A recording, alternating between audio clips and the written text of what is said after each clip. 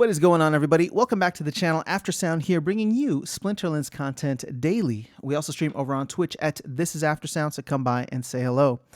All right, so somebody had sent me one of the most recent Matt Monarch videos. And Matt, if you're watching this for any reason or if somebody tells you about it, big fan. I am very, very happy to see you in a much better place now. Loved your story. Very inspiring. And I wish you all the best, brother. And I hope you continue to have a speedy recovery and be a very powerful voice and content creator in this game. We always need more of them. Now, that being said, the thing with Matt's video is that I got curious and I wanted to start playing around with numbers. Now, I want to be very careful. The video and the content that I'm going to get into today is not a response to Matt and I think he's wrong about this and that. It's more so just to start a conversation. I'm still learning a lot of these things too, and some of the things that Matt said in that video, I wanted to double check. And there's a lot of stuff. There's a lot of great content. If you guys haven't seen that video, it's the Matrix video, I think it's called. But as I was saying, I went into the same kind of calculator here and started playing around with the numbers. Now, the way it was laid out in that video is you have several different scenarios, essentially 4 different scenarios with each of the tokens going up or down, right? And then you kind of just multiply that or factorial it by 2. For me, and if you know me, I'm going to keep it I'm going to simplify it a little bit in the sense that you're fighting against the DEC peg here. You're fighting against the algorithm. And for me, with everything that we know so far, DEC is going to eventually go back to its peg. Now, the team could do something crazy. And yes, there's a scenario in which you never know what could happen. The market could pump and who knows. But on the long run, or in the long run, I believe that DEC is going to go back, and that's the assumption that I need to make here and the working information that we have. I mean, if anybody has inside information on the team going to do something with DEC, please let me know. I would like to get ahead of that and maybe start accumulating. But from what we know right now and from what we've heard in recent town halls where, Matt had said that they're just going to let DEC ride, and then they will focus on giving it some other utility after the end of the airdrop. So in that sense, what I'm calculating here is to bring DEC down about 64% from its current value down to its peg of 0.001. So looking at this, we're going to have 3 scenarios then. All right. The first is DEC goes down to its peg and SPS stays the same. And currently we're at about 10 cents. We actually just broke under 10 cents today, but we're just going to assume about that 10-cent range. Let me go ahead and scroll up here so that you can see it and my face is not in the way. So where does that leave us? Well, this is probably in the scenarios that I'm going to give you, this is going to be the worst case scenario. I'm sorry, this is not the worst case scenario. This would be, what I'm trying to show is just all of the implications and how this ends up working out with impermanent loss and how liquidity pools balance. So when I say best and worst scenario, a lot of that is really just subjective, because at the end of the day, you'll also be making a ton off the airdrops. And that's one thing that Matt gets right about this. And I think he's very valid about. So, the airdrop is huge. You get double points for it. And that is going to mitigate a lot of the risk that you have across the board. But in this scenario, we have DEC dropping down to its peg and SPS staying the same at about 10 cents. So where does that leave you? You start off with $1,000 and down, you go down to about 600. So you're down about 400 by the time DEC reaches its peg. What that means is you have about an 11% impermanent loss. Now, how does this get factored out? Well, the way that you started off is you had $1,000 which you split 500 into DEC and 500 into SPS. So that 500 into DEC got you about $178,000. And then the 500 into SPS got you about $4,800. So as the price of DEC goes down and as SPS stays the same, the pool, in order to make sure you stay 50-50 compliant, will make sure you will buy more DEC or give you more DEC essentially, and reduce your SPS exposure. So on this final $600 amount that you have, you end up with a lot more DEC. You go from 178,000 to 297,000, right? Which is about maybe, was that 50% increase? A little bit more than 50% increase. But your SPS goes from 4,800 down to 2,900. So you're down quite a bit in terms of the amount of SPS that you initially bought. And then your total value, like I said, is down $400 to $600. So the impermanent loss here measures at about negative 11.6 or 11.76. Now, if SPS were to go down, and let's say, catastrophic, whatever, the airdrop continues to drive the price down, and maybe Bitcoin continues to go down, who knows? Let's just say SPS goes down 50%, right? So this would drive SPS down to 5 cents. Well, what ends up happening then is that your quantities remain much closer, right? So if SPS were to go down 64% and they were to go down in tandem with one another, you would actually retain the same amount of each token, but you'd also be down a lot. So here's like the worst case scenario then, within the scenarios that I'm giving you here. And that is you go from $1,000 to $424. So you're down 57% on your overall liquidity. So DEC, and that makes sense, right? Because you buy 2 tokens, you put them into a pool, and both tokens go down. Of course, you're going to be down across the board. But what ends up happening is that your impermanent loss is only 1% here. And as you can see, your SPS only goes from 4,800 to 4,100. And DEC goes from 178,000 to 210. So this one, I mean, again, it's more how you look at it. It's just like, okay, well, I don't have less SPS or much less SPS than I started with, but everything is also kind of down across the board. The last scenario, and this is the one that, at least for me, feels more likely, right? As SPS is given utility and utility is taken away from DEC as we get closer to the end of the airdrop. Let's say SPS goes up. How much will SPS go up? I don't know. I'm going to guess here. And I'm just going to throw something out that makes sense to me. Because I'm not going to say like SPS is going to go to $1, but let's say over the course of time, the slowing of the airdrop, or the end of the airdrop means there's going to be a slowing or lowering of sell pressure, a lot of holding, and maybe some people starting to buy and accumulate more and more and more.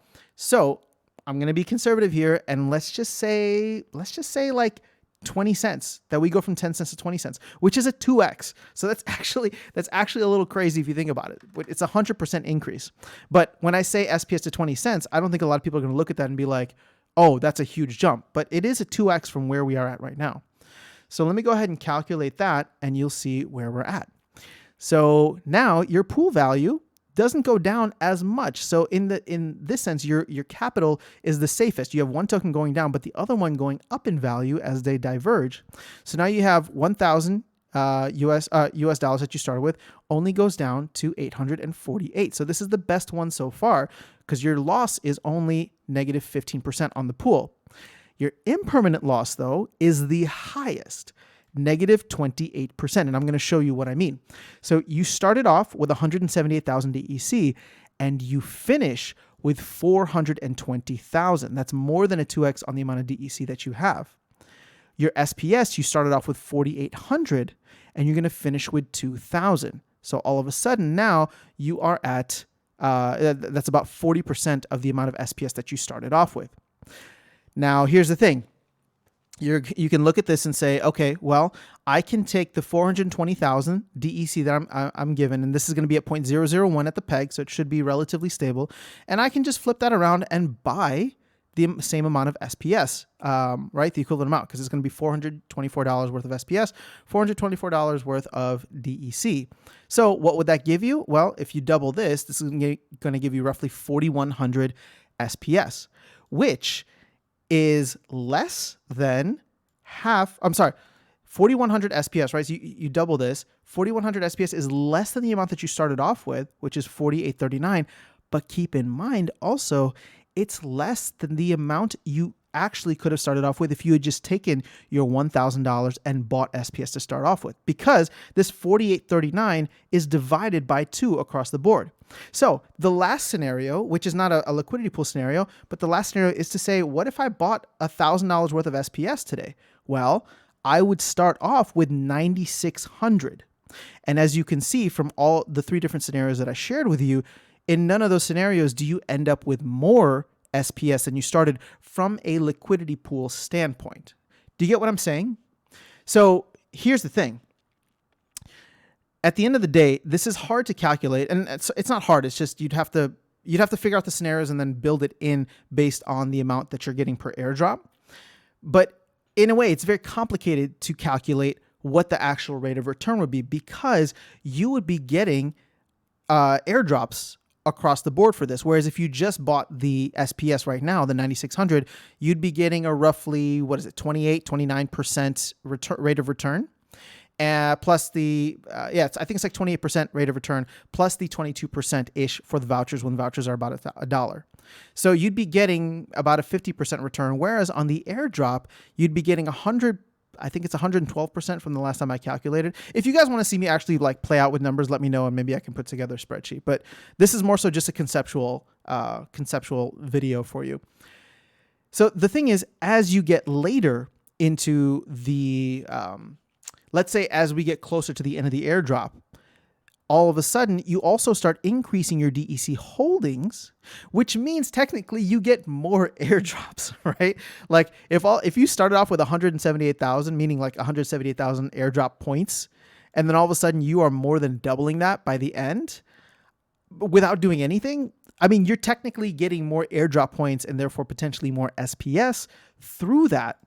But you're also ending with way less SPS, right? So this is why I'm trying to say that it's complicated.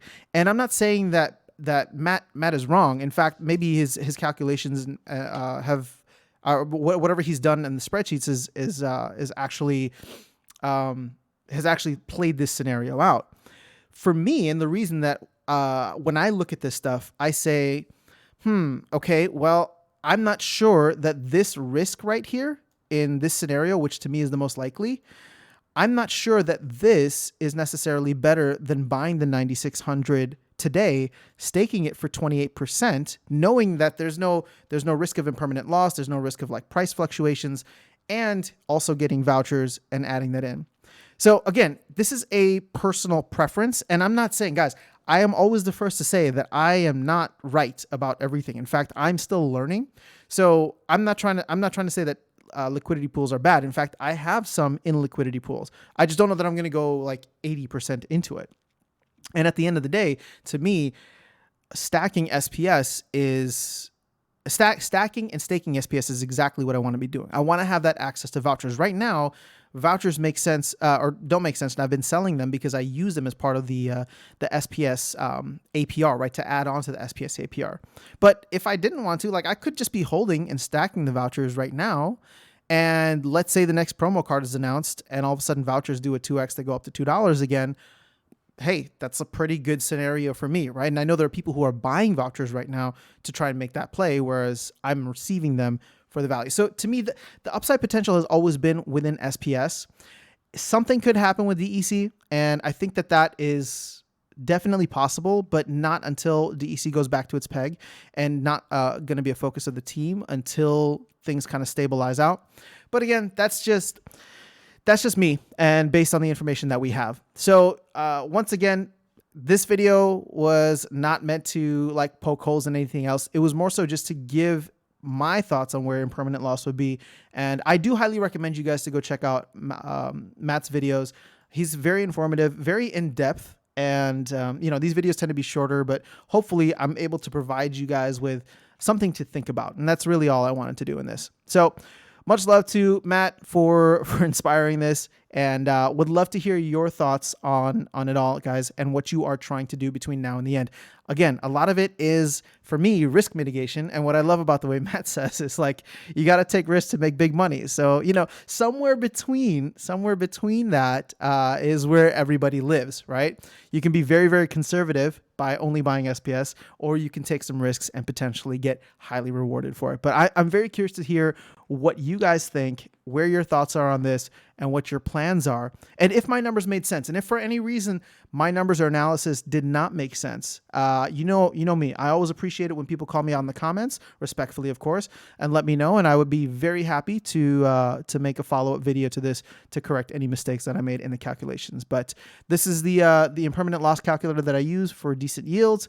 Check it out. And yeah, that's all I have. Have an amazing rest of your day. I will catch you all in the next video, and I will see you around the game. Take care.